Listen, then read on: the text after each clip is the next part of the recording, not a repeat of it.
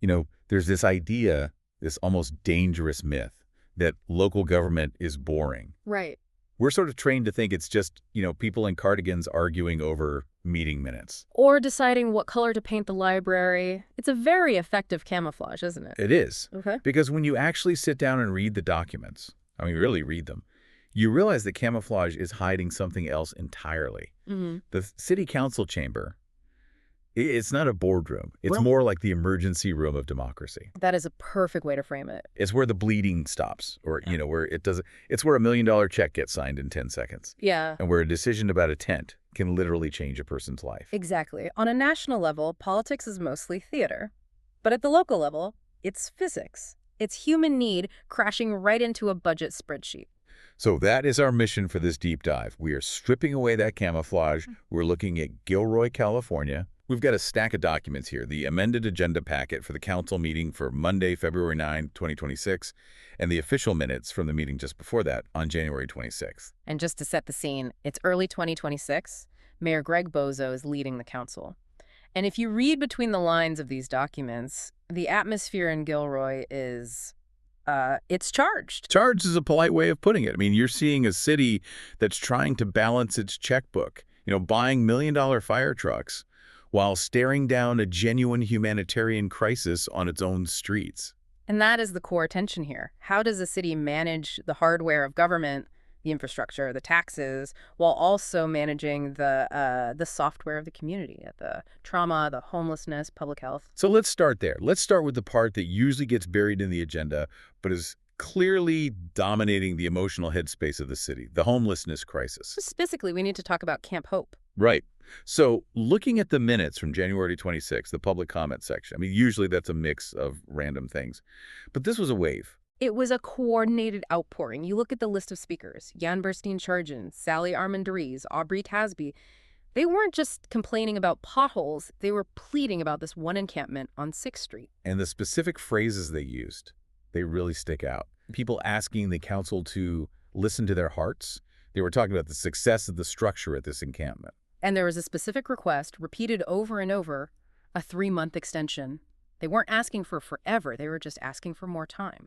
You see a comment here from Vanessa Ashford talking about the success of the people who live at the Camp Hope encampment. And then Tristia Bauman points out the benefit of having a solution in hand and not throwing it away. Yeah. So you have this incredibly emotional context from late January. Now let's fast forward to the agenda for February 9, item 7.1. This is where the rubber meets the road. The item is titled Abatement of 6th Street Temporary Encampment, and it's on city-owned property, APN 841-18089. It sounds so sterile when you read the APN number. But abatement, that's one of those government words that needs a translation. It does. In municipal terms, abatement means removal. It means clearing the site. The city comes in, often with police, with public works, and they dismantle everything. So plainly speaking, it's eviction. Yes. And this item, which is presented by the interim police chief, Scott Smithy, it forces the council into a very uncomfortable corner. It frames the whole thing as a binary choice. Okay, so let's unpack those choices. What's option 1? Option 1 is immediate abatement.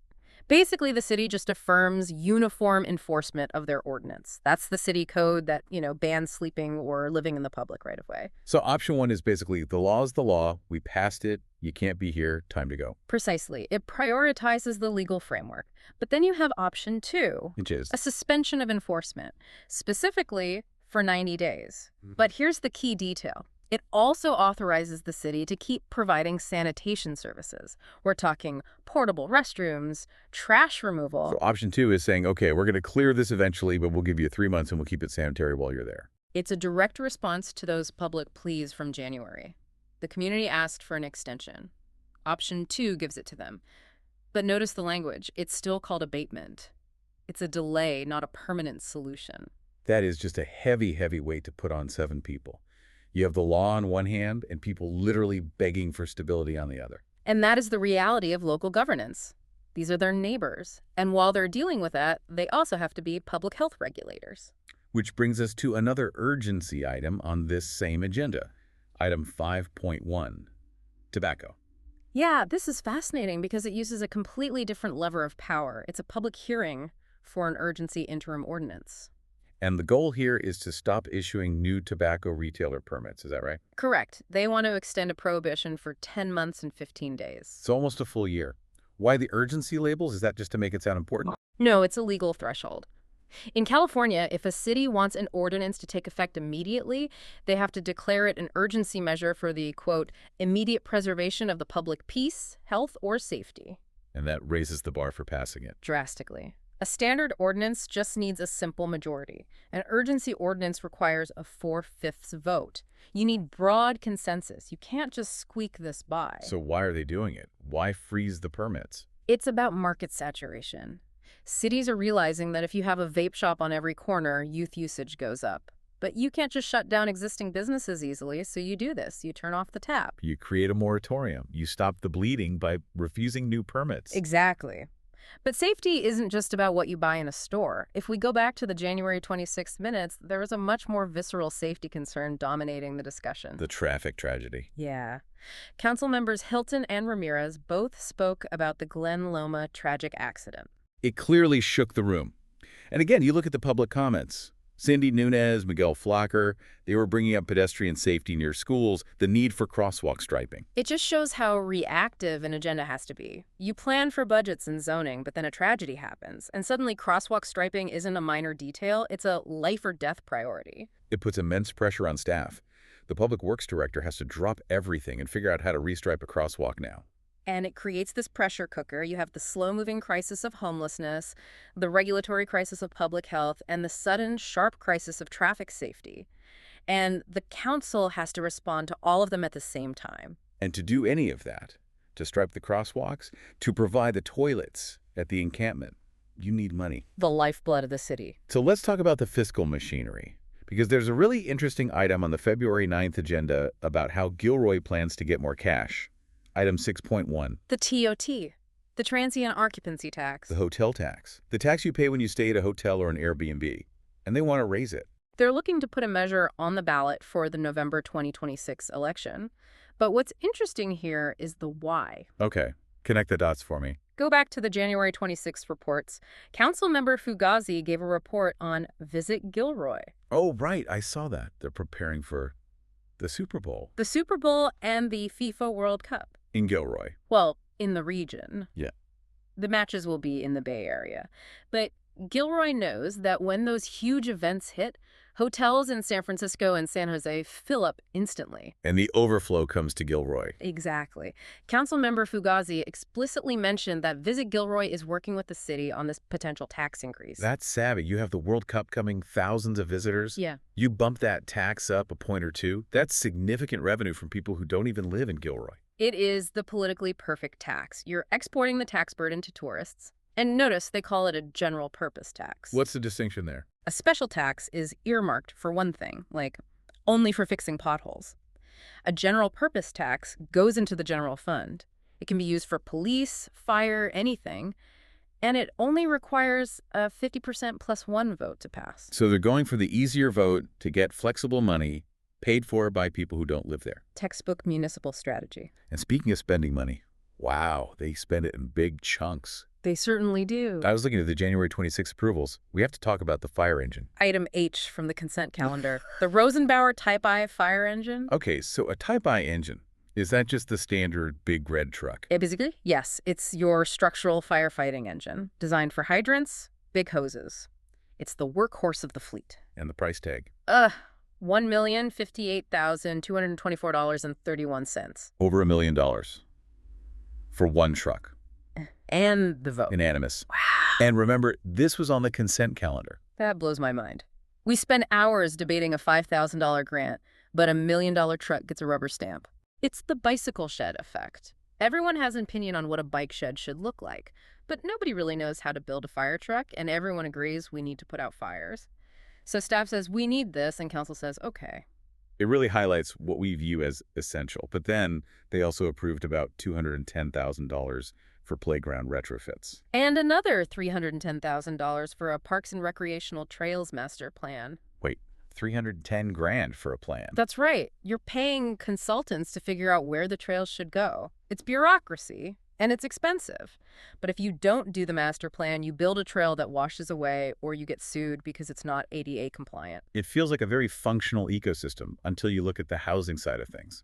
Which brings us to item 7.2 on the February 9 agenda, the Pilot Below Market Rate Preservation Program update. This is just an informational item, right? They aren't voting on a new law yet. Right, but for anyone listening, this is critical. BMR below market rate is how a city makes sure that, teachers and firefighters can actually afford to live in the city they serve. It's the counterbalance to the high cost of living. It is. A developer builds condos, the city says. Okay, but 15% of these have to be sold at a price a teacher can afford. The problem is keeping them that way. Those restrictions can expire. So this preservation program suggests Gilroy is worried they're leaking affordable units. Exactly. It's like filling a bucket with a hole in it. In a housing crisis, holding on to the affordable units you already have is just as important as building new ones. Now, we've talked about the council, but they don't do this alone. There's this whole other layer of volunteer government. The commissions, the farm team of democracy. On February 9, item 6.2, they're appointing a new planning commissioner. Payman Kodabanda is the recommendation. But if you look back at the January minutes, you see the whole process behind it. No, it wasn't a rubber stamp. They had extensive interviews. Parks and Rec, Arts and Culture. It's a reminder that local government relies so heavily on unpaid citizens. These people step up to do the nitty-gritty work of advising the council. They're looking at architectural drawings on a Tuesday night so the council can focus on the big picture. It really is a team sport. Yeah. But I have to bring up one item from the consent calendar because it made me laugh just for the contrast. I think I know which one. Item 4.5. Item 4.5. Adopt a resolution declaring weeds a nuisance. Right. It sounds so trivial. I declare these dandelions enemies of the state. It does. I mean, you're talking about $1 million fire trucks, the World Cup, a homeless crisis. Yeah. And then we declare weeds a nuisance. Can't we just pull them? No, you can't. This is the beauty and the horror of due process. If the city wants to go onto private property like an overgrown, empty lot, that's a fire hazard, and clear it. They're entering private land, which is a big constitutional no-no. Exactly. So they have to pass a resolution that legally defines those weeds as a public nuisance. That gives them the authority to send in a crew and then bill the property owner. So even the weeds have rights until the council votes them away. Even the weeds. It's the grounded reality of city management. Before we wrap up, there's one more item that caught my eye because it feels like a small win for the community. Item 8.1. The Los Animas Veterans Park. Right, the request to reopen the Wayland parking lot. This is a council-initiated agenda item. That means a council member probably heard from residents who were frustrated and used their power to get it on the agenda. This feels like classic retail politics. 100%. A council member probably went to the grocery store and a resident stopped them and said, "Hey, why is that gate locked?" And the council member says, "I'll handle it." It's democracy in action at the neighborhood level. It shows that while they're dealing with high-level strategy like the TOT tax, they also have to deal with who holds the keys to the parking lot gate. For the person using that park, that gate matters more than the tobacco ordinance. So let's pull all this together. If you look at Gilroy in February 2026, what do you see? I see a city in a difficult transition. They're upgrading their hardware, that new fire engine, the playgrounds. They're even upgrading their software, literally. Item 4.4 is a new contract for environmental health software. So the machinery is getting an upgrade. Right. They're modernizing, but at the same time, they are wrestling with these ethical questions that no software can solve. The 6th Street encampment decision isn't a math problem, it's a moral one. And public health one. Right. They're trying to be proactive with tobacco, reactive with traffic safety, and opportunistic with the hotel tax. And for the listener, I think the takeaway here is you have to watch the boring stuff. Absolutely. The consent calendar, item 4, usually passes with a single vote, zero discussion. But in there, next to the weed abatement, is a $420,000 contract for water well drilling. Nearly $500,000 approved in a blink. If you aren't paying attention, you miss it. Active citizenship means watching the consent calendar where the money is, as closely as you watch the public comment where the heart is. That is a great point. And I want to leave everyone with a thought to mull over about that 6th Street encampment decision. What's on your mind? We see this binary choice, abate now or abate in 90 days. But I wonder, when a city chooses between immediate abatement and providing services, are they actually solving the problem? Or are they just moving it 90 days into the future? That is the question. And furthermore, does passing a ballot measure for a hotel tax in November do anything to help the person sleeping on the street in February? It's a complete mismatch of timelines. Exactly. The gears of finance grind slowly, years in advance. But the timeline of human survival is immediate. It's tonight. And that friction is what burns out council members, and it's what frustrates residents. That is where it gets really interesting and really difficult. Thank you for diving deep with us into the mechanics of Gilroy. It turns out reading the minutes isn't so boring after all. Always a pleasure. We'll see you on the next deep dive.